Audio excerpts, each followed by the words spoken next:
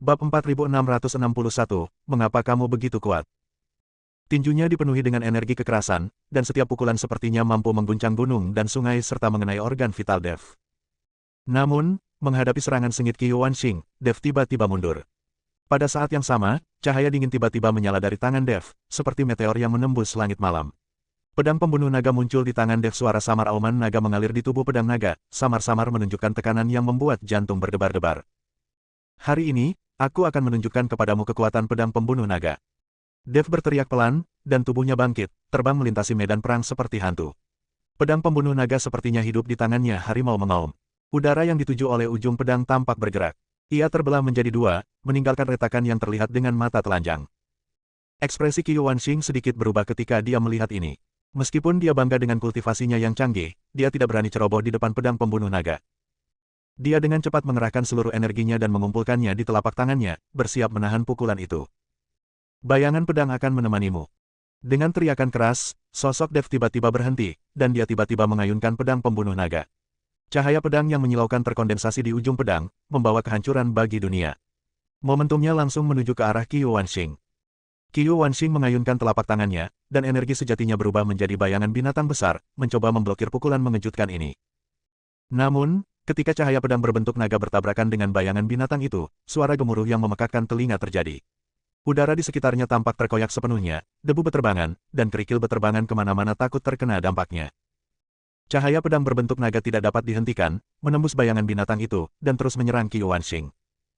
Qiu Wanxing menjadi pucat karena ketakutan. Dia hanya bisa menggunakan keterampilan fisiknya dengan tergesa-gesa, dan nyaris menghindari titik vital.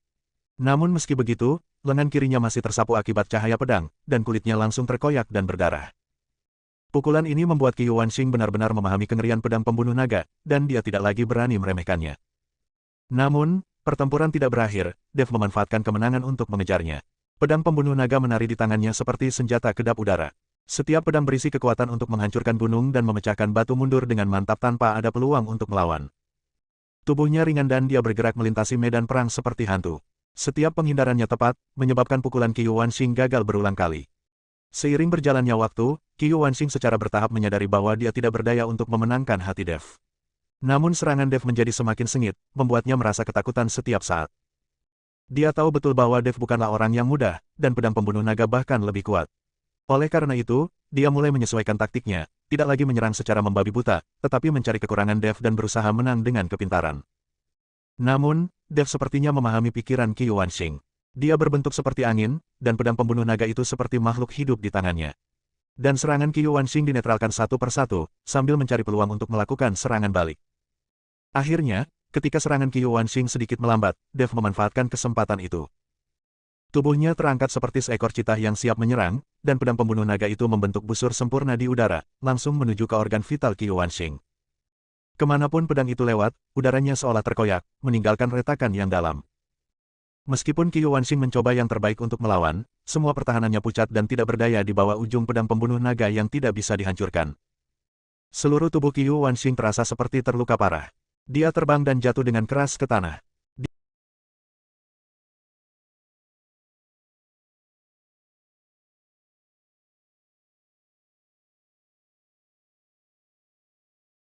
Dia berjuang untuk bangun, tetapi menemukan bahwa energi sebenarnya di tubuhnya tidak teratur dan dia terluka parah. Bagaimana kamu bisa begitu kuat? Qiu Wanxing memandang Dev dengan tidak percaya, dengan suaranya yang bergetar. Bab 4662, Biarkan kamu pergi.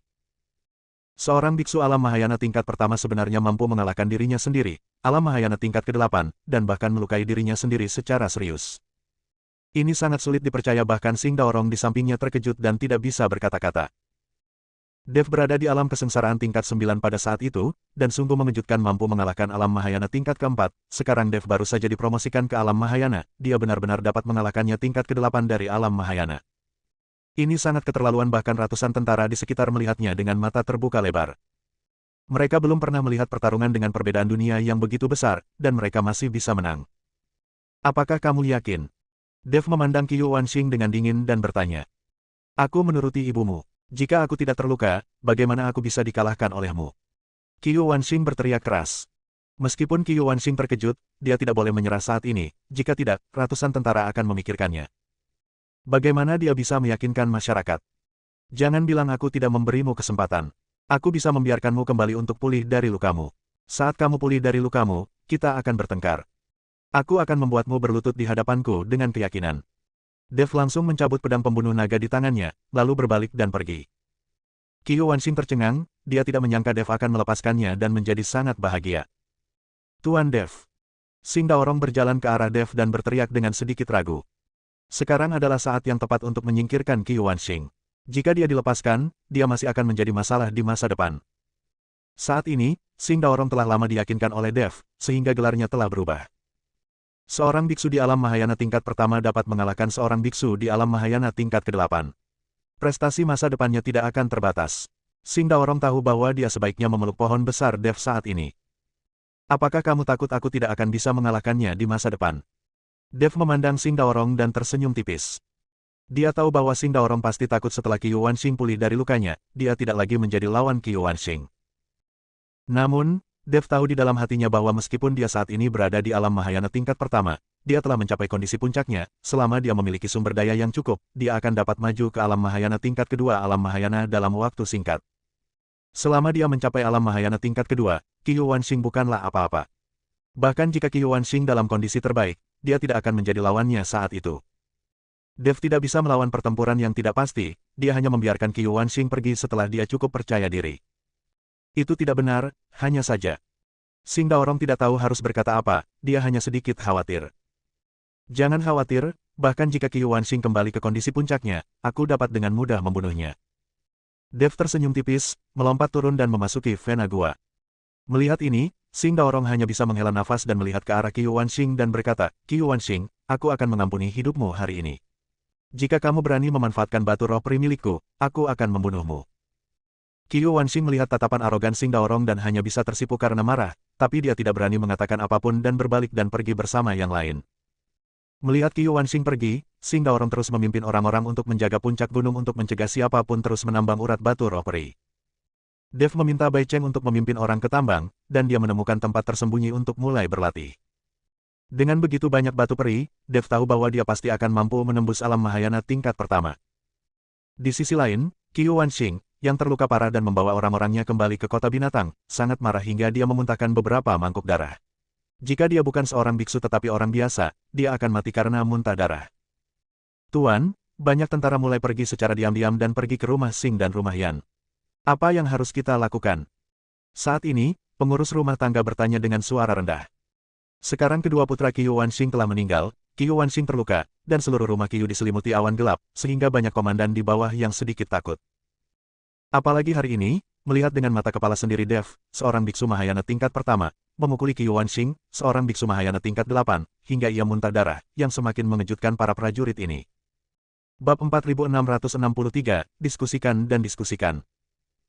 Saya belum mati karena memberi makan serigala bermata putih asing ini, jadi saya mulai berpikir untuk mencari rumah. Qiu Wanxing menamparkan telapak tangannya di atas meja dengan marah. Tapi marah tetaplah marah, tapi Anda masih harus menemukan cara untuk menghentikannya. Jika semua bawahannya melarikan diri dan dia menjadi komandan telanjang, kekuatan apa yang dimiliki seluruh rumah Qiu? Tapi saat ini, dia tidak punya cara untuk mengambil kembali urat batu roh peri. Tuan, kita bisa berbicara dengan Yan Mansion. Bagaimanapun, ini adalah batu roh peri milikku. Saya tidak percaya Yan Xuangying akan memanfaatkan Xing Daorong. Jika kedua keluarga kita bekerja sama, tidak peduli seberapa mampu Daorong dalam menjatuhkan hukuman, dia tidak akan pernah menjadi lawan kita. Pengurus rumah tangga berkata dengan sebuah ide. Ya, aku akan bicara dengan Yan Xuangying. Pergilah dan bersiaplah. Siapkan beberapa hadiah lagi, terutama Xiao Cui dari rumahku. Yan Xuangying sudah lama ingin bermain dengannya, tapi aku belum bersedia memberikannya padanya. Kata Qiu Wanxing kepada pengurus rumah tangga. Kepala pelayan itu mengangguk lalu mundur. Qiu Wanxing meminum beberapa pil untuk menyembuhkan lukanya. Kemudian dia mengganti pakaiannya dan langsung pergi ke Yan Mansion. Kediaman 3 jenderal binatang buas tidak jauh, hanya perlu 10 menit untuk merasakannya. Saat ini, Yan Xuangying sedang duduk di aula, makan buah dengan santai. Dia sedang menunggu Qiu Wanxing, dan dia tahu bahwa Qiu Wanxing pasti akan datang mencarinya. Setelah Qiu Wanxing kembali dari pinggiran kota, Yan Xuangying mendapat berita tersebut, dan fakta bahwa Qiu Wanxing dilukai oleh Dev, seorang biksu Mahayana tingkat pertama, juga diketahui oleh Yan Xuangying. Yan tua, aku datang menemuimu untuk minum. Saat ini, suara Qiu Wanxing datang, dan kemudian dia melangkah ke aula. Di belakang Qiu Wanxing, ada juga seorang gadis kecil yang secantik bunga. Gadis kecil itu terlihat sedikit ketakutan. Lao Qiu, kenapa kamu punya waktu untuk datang ke tempatku? Apakah kamu tidak sibuk mengumpulkan batu roh abadi? Yan Xuangying bertanya dengan berpura-pura tidak tahu apa-apa. Kamu tidak menyukai seorang gadis kecil di rumahku beberapa waktu lalu. Aku sedang bermain dengannya saat itu, jadi aku tidak memberikannya kepadamu. Aku tidak akan bermain lagi. Aku mengirimkannya padamu. Qiu Wanxing tersenyum tipis, lalu berkata kepada gadis kecil di belakangnya, jangan pergi dan melayani Jenderal Yan dulu, ingatlah untuk melayani Jenderal Yan dengan baik, dan kamu akan merasa nyaman. Ya, gadis kecil itu membungkuk sedikit lalu berjalan menuju Yan Xuangying. Yan Xuangying mencibir, lalu melambaikan telapak tangannya dengan ringan. Boom! Semburan kekuatan spiritual menghantam gadis kecil itu secara tak terduga, menjatuhkannya dan jatuh ke tanah, muntah darah dan sekarat. Aku tidak ingin kamu bermain-main dengan yang lain. Yan Xuangying mendengus dingin. Di mata mereka, pelayan seperti ini lebih buruk dari semut, jadi mereka membunuhnya begitu saja tanpa beban psikologis apapun. Qiu Wanxing hanya melihatnya sekilas tanpa amarah, tapi berkata sambil tersenyum, aku akan mencarikan yang lebih baik untukmu, dan aku akan memberikannya padamu. Qiu tua, kamu sangat masuk akal hari ini, apakah kamu memiliki sesuatu untuk ditanyakan kepadaku? Yan Xuangying bertanya dengan sedikit kesenangan. Tolong apa? Aku hanya ingin mendiskusikan sesuatu denganmu. Qiu Wanxing tidak akan mengambil inisiatif untuk memohon pada Yan Xuangying. Jika itu terjadi, dia tahu bahwa dengan temperamen Yan Xuangying, dia pasti akan melepaskan kulitnya. Oh, apa yang sedang kita diskusikan? Yan Xuangying bertanya. Seperti yang kau tahu, aku telah memperoleh batu roh peri sekarang. Kecuali untuk mengirimkan beberapa ke istana Tuan Kota, aku telah menyimpan sisanya. Lagi pula, benda ini tidak ada gunanya bagi wilayah kita saat ini. Tapi aku punya cara untuk menjual batu peri ini dengan harga tinggi.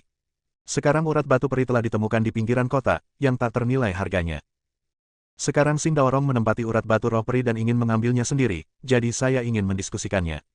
Kedua keluarga kita dapat mengambil alih urat batu roh peri dan kemudian kita menambangnya. Saat saya mengadakan penjualan, hasilnya akan menjadi 50-50 antara kedua keluarga kita, dan Anda tidak perlu melakukan apapun. Qiu Wanxing mengikuti Yan Xuangying dan berkata. Bersambung.